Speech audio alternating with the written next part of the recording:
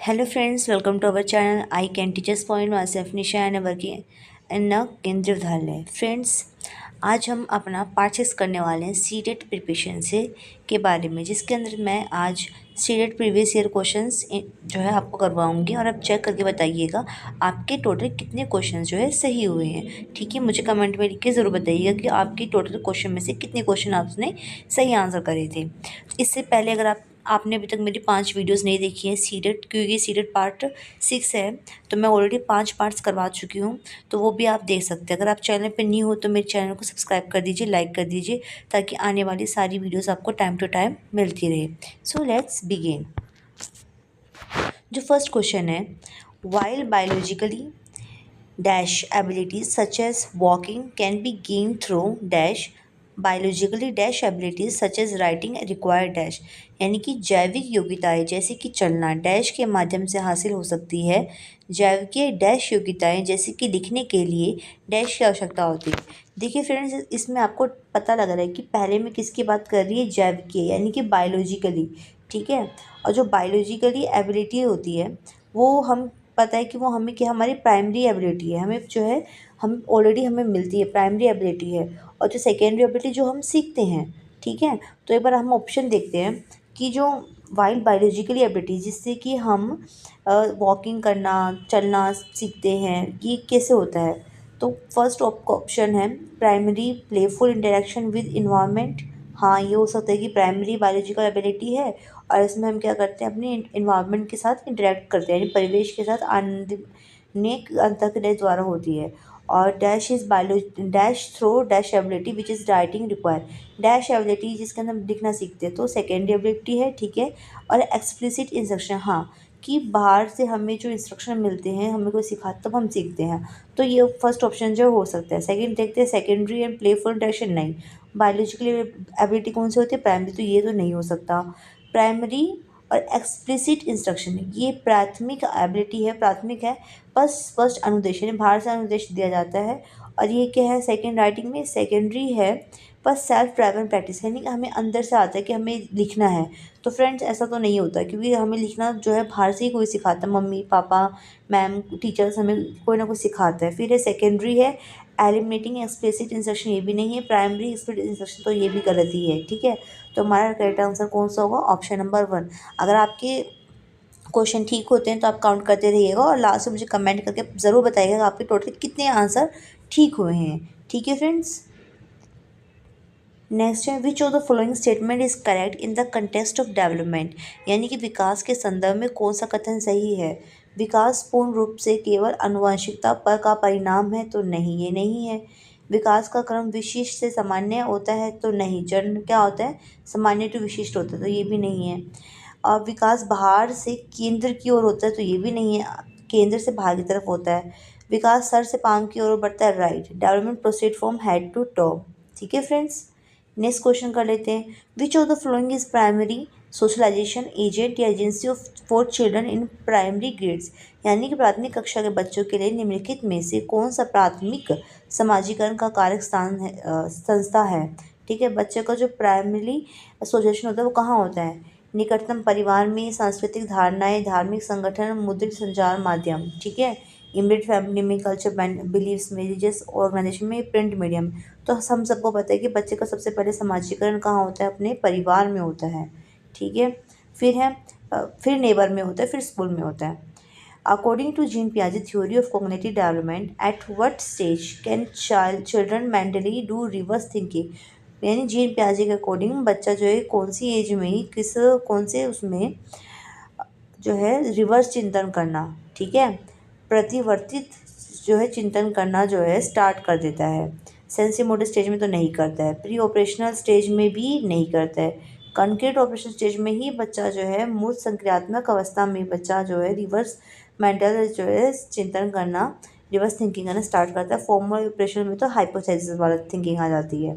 सो next question है, According to Jean Piaget, the process of continually fitting the experience into our existing schema, ठीक है, यानी कि new information को अपनी एग्जिस्टिंग इन्फॉर्मेशन के अंदर जो स्कीमा उसके पास है, set of schema, set of information उसके अंदर है, उसके अंदर फिट कर देना, उसको हम क्या बोलते हैं, ठीक है। जीन पियाजे के अनुसार हमारे मौजूदा स्कीमों में अनुभवों को लगातार सम्मिलित करने की प्रक्रिया को डैश कहा जाता है।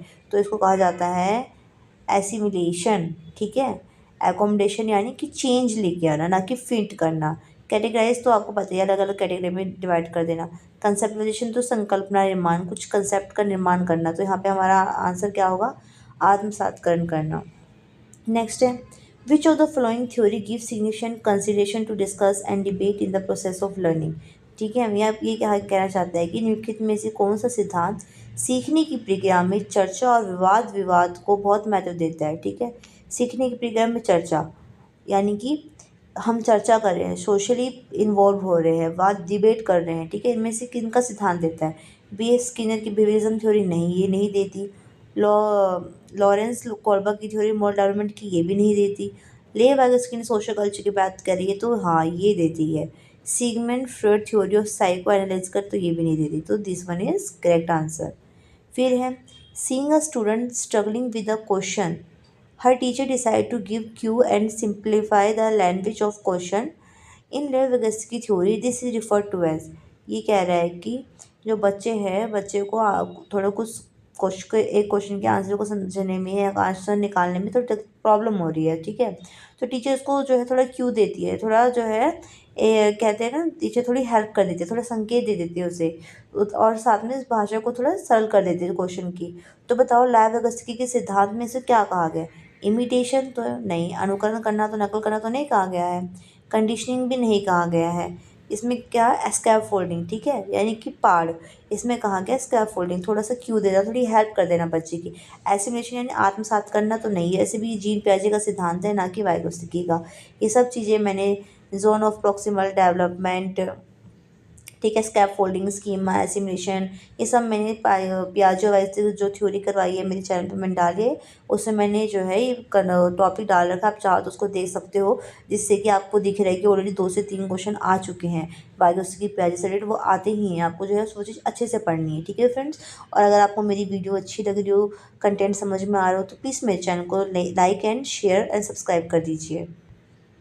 नेक्स्ट क्वेश्चन है, Lawrence Kohlberg use dash to evaluate the moral reasoning among children and adult. Lawrence Kohlberg ने किसका यूज़ किया था इवेलुएट करने के लिए कि रीजनिंग की, मोरल रीजनिंग बच्चों में कैसी है और एडल्ट में कैसी है। लॉरेंस कॉलबर्ग ने बच्चों तथा वयस्कों में नैतिक तर्क के मूल्यांकन के लिए किसका उपयोग किया था, हाइपोथेटिकल सिचुएशन का, पेपर पेन टेस्ट का, ड्राइंग का, रिपोर्ट कार्ड का। तो चीज़ें ना आपको वैसे भी एक ऑप्शन पढ़ के समझ में आ जाए कई बार। पेपर पेन टेस्ट का नहीं किया था, ड्राइंग का भी नहीं किया था, रिपोर्ट कार्ड का भी नहीं किया था। तो हाइपोथेटिकल सिचुएशन यानी कि ऐसी परिस्थितियों में, डिफरेंट डिफरेंट परिस्थितियों में, तो लॉरेंस कॉलबर्ग ने यूज़ किया था हाइपोथेटिकल सिचुएशन का, यानी कि परिकल्पित स्थितियों का। इन्होंने कहा था कि इन्होंने देखा था ऐसी स्थितियाँ, ऐसी सिचुएशन जो है इन्होंने करी थी, पैदा की थी, ऐसी सिचुएशन दी थी जिसमें कि उन्होंने देखा कि एडल्ट्स की क्या रीजनिंग एबिलिटी है, वो किस तरीके से डिसीजन लेते हैं, और जो स्मॉल बच्चे हैं, चिल्ड्रन, वो किस तरीके से डिसीजन लेते हैं, ठीक है। फिर है, advocate of constructivism give importance to, यानी कि रचनावाद का समर्थन करने वाले किस चीज़ को महत्व देते हैं, रचनावाद यानी कंस्ट्रक्टिविज्म यानी निर्माण करना, ठीक है, वो किस चीज़ को इम्पोर्टेंस देते हैं, चाइल्ड सेंटर करिकुलम को, कल्चरली नॉन रिस्पॉन्सिव पैडागोजी, सबको से पता है नॉन रिस्पॉन्सिव पैडागोजी तो गलत है। फिर है, ओवरलुकिंग द इंडिविजुअल डिफरेंसेस, नहीं, जो व्यक्ति के अंदर भिन्नता है उसको अनदेखा करना, no. Convergent way of thinking, नहीं, चिंतन के विस्तारित तरीकों को नहीं। तो किस पे फोकस करते हैं वो, चाइल्ड सेंटर एजुकेशन पर। सो नेक्स्ट क्वेश्चन है, इंटेलिजेंस क्वाड्रेंट यानी कि आईक्यू टेस्ट आज क्रिटिसाइज द फोन, यानी कि बुद्धि लब्धि प्रशिक्षणों की आलोचना इसलिए की जाती है, उसको हम क्यों क्रिटिसाइज करते हैं आईक्यू टेस्ट को, being considered for culture diversity, सांस्कृतिक विविधता को ध्यान में रखते हैं इसलिए क्रिटिसाइज करते हैं, conceptualizing intelligence as a set of difference ability, बुद्धि को विभिन्न क्षमताओं के एक समूह के रूप में मानते हैं इसलिए करते हैं, ignoring the influence of environment factor on test performance, परीक्षण निष्पादन पर पर्यावरणीय कारकों के प्रभाव को नज़रअंदाज करते हैं, considering social factor measuring memory reasoning and verbal skill. तो इसका आंसर क्या होगा, ये। इसको हम किस वजह से क्रिटिसाइज करते हैं, क्योंकि ये इग्नोर करता है इन्वायरमेंट फैक्टर को टेस्ट के परफॉर्मेंस पे। ठीक है, this one is this correct answer. Next है, which of the following statement is correct in the context of language and thought. भाषा विचार के संदर्भ में कौन सा कथन सही है। जीन पियाजे suggest that language facilitates cognition. Jean पियाजे ने प्रस्तावित किया है कि भाषा संज्ञान में सहायता होती है। ले वैगोस्की ने कहा है कि language has no influence on thinking. तो ये वाला कि जीन पियाजे ने बोला कि लैंग्वेज जो है फैसिलिटेट करती है कॉग्निशन को, यानी कि भाषा जो है संज्ञान में ज्ञान में सहायता करती है। इन्होंने पूछा है कि कौन सी स्टेटमेंट क्या है, क्या ये बोला है पियाजे ने, तो ये पियाजे ने नहीं बोला है। वाइगोस्की ने बोला है कि लैंग्वेज का कोई इन्फ्लुएंस नहीं होता थिंकिंग में, तो ये भी वाइगोस्की ने नहीं बोला है। जीन पियाजे suggest that thinking depend on speech. Jean पियाजे ने कहा है कि जो थिंकिंग है वो किस पे डिपेंड करती है, स्पीच पे डिपेंड करती है। तो ये भी जो है नहीं बोला है पियाजे ने। Live Vygotsky suggest that language enable tool for thinking.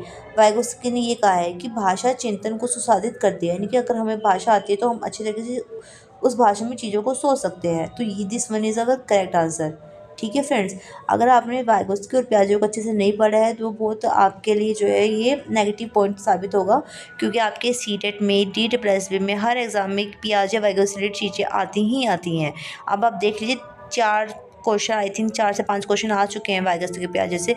अगर आपने अभी तक मेरे वाइगोस्की के पियाजे की वीडियो नहीं देखी है तो आप देखिए, मैंने उसमें पॉइंट वाइज चीज़ एक्सप्लेन करी है। ठीक है, जो दोनों के डिफरेंस को बताती है, दोनों ने क्या क्या थ्योरी दी है, वो सब भी एक्सप्लेन करती है। नेक्स्ट है, gender is डोमिनेटली A and dash construct. यानी जेंडर प्रमुख रूप से क्या निर्माण करता है, कौन निर्माण करता है जेंडर का निर्माण। Biologically, socially, medical, artificial. तो इसका आंसर है सोशली। जेंडर क्या है, सामाजिक निर्मित प्रक्रिया है। और जो हमारा जो सेक्स है, ठीक है, हमारा जो सेक्स है वो क्या है, वो बायोलॉजिकली है, मेल है फीमेल है, वो बायोलॉजिकली है। पर जेंडर जो है वो क्या है, सोशल है। नेक्स्ट है, एसोसिएशन बोलता है कथन क्या है, in order to cater to the need of student belonging to diverse socio economic background a teacher should adopt a standardize curriculum.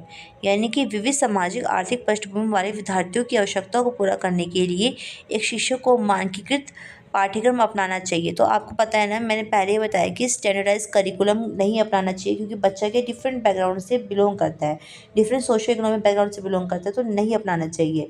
ये क्वेश्चन पहले भी आ रहा है, मतलब ये नहीं, ऐसे क्वेश्चन पहले भी आ रहा था। अगर आपने वीडियोस नहीं देखे आप उसको देखिए, आपको समझ में आएगा कि ऐसे क्वेश्चन बार बार आते रहते हैं। हमें स्टैंडर्डाइज करिकुलम नहीं अपनाना है, क्योंकि हमारी क्लास में डिफरेंट डिफरेंट टाइप के बच्चे हैं। फिर है, standardize curriculum takes care all kind of individual differences. यानी स्टैंडर्डाइज जो करिकुलम होता है वो हर टाइप की इंडिविजुअल डिफरेंसेस को जो है टेक केयर करता है, हर प्रकार की विभिन्नता को ध्यान रखता है। तो ये भी गलत है। तो ए और बी दोनों ही गलत है। आप देखिए कहाँ पे ये चीज़ें रखी, ये both A and B are false. So next question है, फॉर्मेटिव असेसमेंट इज डन। रचनात्मक आकलन कब होता है, at the end of a session, स्तर के आखिर में नहीं होता ना, ये तो एंड में तो समेटिव होता है। फिर है, through standardize test only, no. Throughout the teaching learning process, हाँ, शिक्षण अधिगम प्रक्रिया के दौरान फॉर्मेटिव असेसमेंट होता है। By a special educator only, तो ये भी नहीं। So friend, this one is correct answer. आप कितने आंसर सही हुए हैं मुझे प्लीज़ कमेंट में लिख के बताइए। अगर वीडियो अच्छी लगी, कंटेंट अच्छा लगा, तो प्लीज़ मेरे चैनल को सब्सक्राइब कर लीजिए, लाइक कर दीजिए और शेयर कर दीजिए जिसको भी इस वीडियो की ज़रूरत है। आपका एक लाइक और सब्सक्राइब मुझे बहुत ज़्यादा मोटिवेट करेगा। आज के लिए इतना ही। Thank you very much.